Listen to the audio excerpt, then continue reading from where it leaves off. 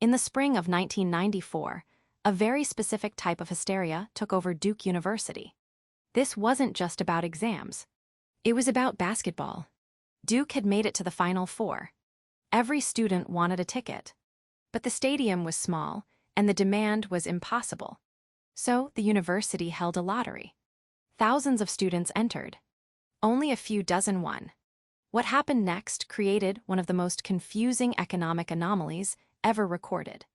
Two behavioral economists, Ziv Carman and Dan Ariely, saw a unique opportunity. They contacted the students who didn't win, the losers, and asked them a simple question. How much would you pay to buy a ticket right now? The average answer was $170. That was a lot of money for a college student in the 90s, but it made sense. It was the market price. Then, the researchers called the students who did win the lottery. They asked them, how much would you sell your ticket for? Now, in a rational economic world, the price should be roughly the same. Maybe slightly higher to make a profit. If the buyers value it at 170, the sellers should be willing to part with it for, say, 200. But the students who own the tickets didn't say 200. They didn't say 500. The average selling price demanded by the owners was 2,400. Let that sink in. These two groups of students were identical. They had the same income. They had the same obsession with basketball. They had slept in the same tents waiting for the lottery. The only difference between them was that one group had held a piece of paper in their hand for a few hours, and the other hadn't. And yet, that brief moment of ownership somehow multiplied the value of the ticket by 14 times. This isn't just about basketball. It's about the house you can't bring yourself to sell. It's about the clutter filling your garage that you refuse to throw away. It is the reason why free trials trap you, and why you feel a physical pain when you lose a discount you never actually had. You are under the influence of a powerful psychological force that distorts your reality every single day. Welcome to Strategy Unlocked. Today, we are breaking down the endowment effect. It is one of the most robust findings in behavioral economics, and it challenges the fundamental pillar of standard economic theory. Standard economics assumes that you are rational. It assumes that a coffee mug has a specific utility or value to you. If that value is 5, you should buy it for 4, and you should sell it for 6. The price is the price. But the endowment effect proves that value is not objective. Value depends entirely on whose hand the object is in. The moment you acquire an object, even if it's trivial, even if you've only owned it for minutes, your brain performs a magic trick. It instantly rewrites the value of that object, attaching a premium to it simply because it is yours. This creates a massive friction in the economy. It kills deals. It causes stock market bubbles to burst. It makes you hoard junk. And perhaps most importantly, it is a weapon used by the world's smartest companies to extract money from your wallet, without you even realizing the transaction has taken place. So, here is the question we are answering today. Why does the human brain overvalue what it already owns? Is it greed? Is it sentimentality? Or is it a deep-seated evolutionary survival mechanism that once kept us alive, but is now being hacked by modern marketing? By the end of this video, you will understand the mechanics of your own attachment. You will see why you can't declutter your house, why you overpay for insurance, and how to negotiate better by spotting this bias in others. Let's unlock the strategy. To understand the endowment effect, we have to go back to the experiment that gave it its name. The year was 1990. The location was Cornell University. The researchers were a dream team of behavioral science. Daniel Kahneman, Jack Netsch, and Richard Thaler. They wanted to prove that the standard economic model of supply and demand was missing a crucial variable. Human psychology, ecology. They ran a market simulation. They took a classroom of students and randomly divided them into two groups. Group A was given a simple university coffee mug. It retailed at the campus store for about $6. These students were the sellers. They owned the mug. They were told to inspect it, hold it, and keep it on their desk. Group B received nothing. They were the buyers. The researchers then opened a market. They asked the sellers, What is the lowest price you would accept to sell this mug? They asked the buyers. What is the highest price you would pay to buy this mug? Economic theory predicts that. Since the mugs were distributed randomly, about half the people who liked mugs would end up without one, and half the people who didn't care for mugs would end up with one. Therefore, there should be a lot of trading. The market should clear at a price somewhere near the middle, let's say 3 or 4. That is not what happened. The buyers were willing to pay, on average, 2.25 and 2.75. But the sellers, the students who had just been handed this mug 5 minutes ago, they refused to sell for anything less than 5.25. The selling price was double the buying price. This gap, the chasm between willingness to pay and willingness to accept, froze the market. Almost no trades happened. The sellers felt that giving up the mug was a loss that required heavy compensation. The buyers just saw a mug. They ran the experiment again with pens. Same result. They ran it with chocolate bars. Same result. This proved that the attachment wasn't about the object's utility. It wasn't that the sellers had suddenly discovered the mug held coffee particularly well. It was that the mug had become part of their status quo. To the buyer, paying for the mug is a trade. Money for goods. To the seller, giving up the mug is a loss. And this leads us to the psychological engine that drives the endowment effect. Why is selling so painful? The answer lies in loss aversion. Nobel Prize winner Daniel Kahneman and his colleague Amos Tversky identified that human beings are not rational calculators. We are emotional survivalists. The psychological impact of a loss is roughly twice as powerful as the pleasure of an equivalent gain. Finding 100 on the street feels good, but losing 100 from your wallet feels terrible.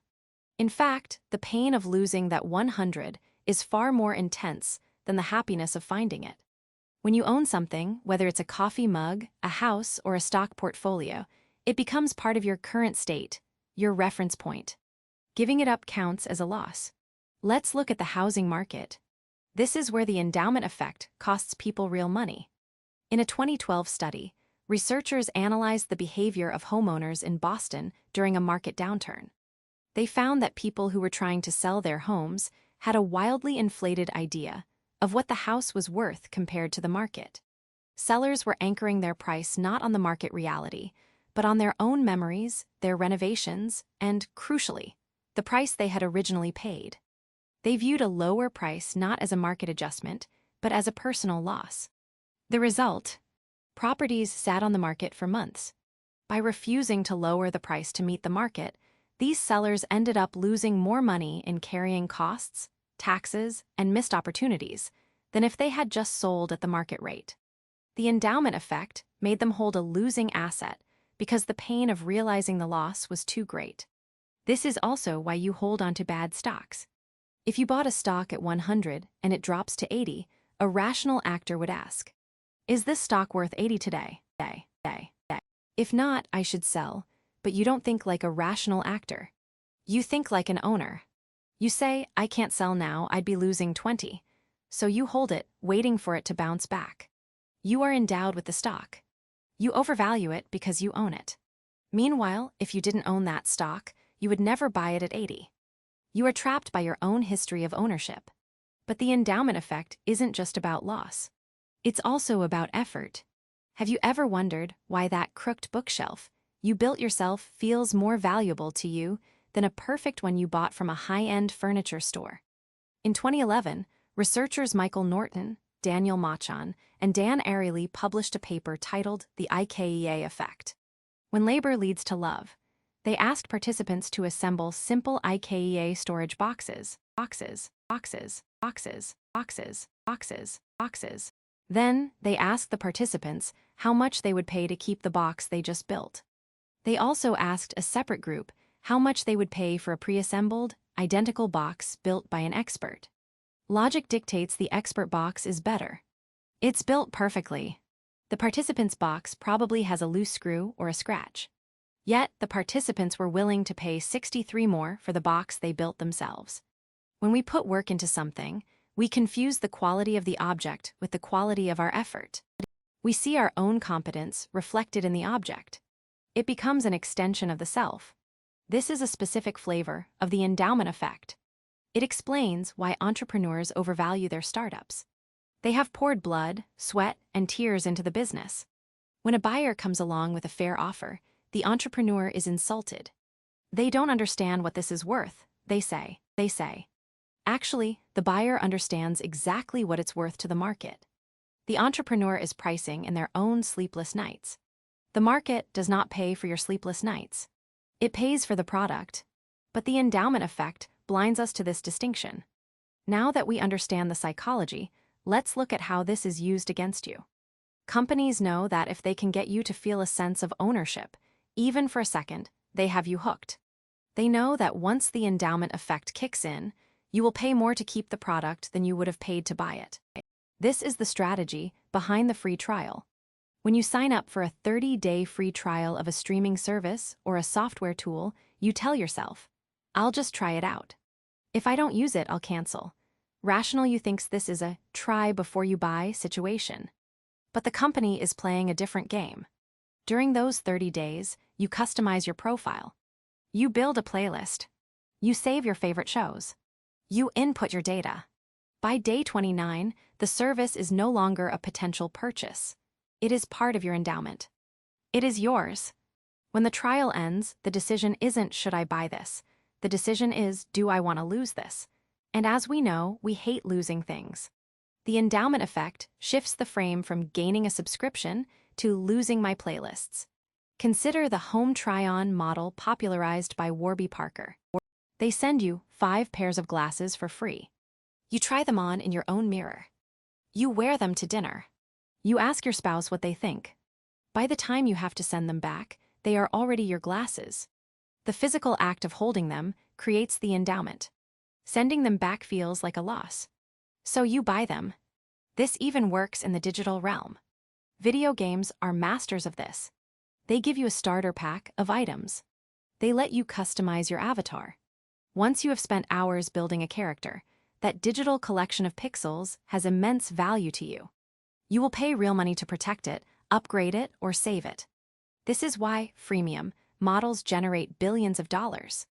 They give you ownership first and charge you rent later. The most dangerous words in marketing are yours to keep, try it risk-free, and money-back guarantee. A money-back guarantee sounds like a safety net for the consumer. It lowers the risk of buying. But statistically, very few people use it. Why? Because once you bring the product home, the endowment effect activates. Returning it requires you to break the bond of ownership. The company knows that once the product crosses your threshold, you will fight to keep it. So we have the mug, the ticket, the house, and the subscription. But what is the common thread? What is the secret that connects a Duke basketball fan to a struggling homeowner? Here is the insight. The endowment effect is not about the object. It is about identity. We do not just own things to use them. We own things to define who we are. When you hold that mug or that ticket, your brain incorporates it into your self-image. It becomes an extension of your ego. When you are asked to sell it, you aren't just selling a piece of ceramic or paper. You are selling a piece of yourself. This is why the price gap is so huge. The buyer is paying for a mug. The seller is demanding compensation for a loss of self. This is why we hoard. This is why we can't let go of bad investments. This is why we overvalue our own ideas. We are not protecting our assets. We are protecting our identity. The moment you realize that ownership is an emotional state, not a financial one, you can finally break the spell. If you're realizing now that you're holding onto a few things or investments, just because they're yours, you're experiencing that aha moment. If you enjoy these deep dives into the psychology of strategy, make sure to hit the like button and subscribe to Strategy Unlocked. We decode the hidden forces behind business and behavior every week. Now, let's talk about how you can actually use this. Understanding the endowment effect gives you a superpower in 2 areas: negotiation and investing. First, negotiation. If you are buying a house or a used car, remember that the seller is suffering from the endowment effect. They are overvaluing their asset. Don't attack their price directly. That attacks their identity. Instead, Frame the deal in a way that allows them to keep their dignity. Or look for sellers who haven't lived in the house, estates, developers, or banks. They don't have the emotional endowment. You will always get a better price from a non-owner. Second, investing. To beat the endowment effect in your portfolio, use the overnight test. Look at every stock you own. Imagine that tonight, while you sleep, everything is automatically sold and turned into cash. Tomorrow morning, you wake up with a pile of cash equal to the current value of your portfolio. Would you go out and buy those exact same stocks at their current prices? If the answer is no, if you wouldn't buy them fresh today, then you should not be holding them. Sell them. The only reason you are keeping them is because you already own them. We live in a material world, but our attachment to that world is entirely mental. The things you own end up owning you. They occupy your physical space, your financial capital, and your mental energy. The smartest strategists and the wealthiest investors are those who can view their assets objectively. They know that a ticket is just a piece of paper, a house is just wood and brick, and a stock is just a number. Value is what someone else is willing to pay. Everything else is just a story you tell yourself. If you learn something new, hit the like button and subscribe for more strategy breakdowns. And let us know in the comments, what is one thing you are holding on to just because you own it? We are Insider's Knowledge, and this is Strategy Unlocked.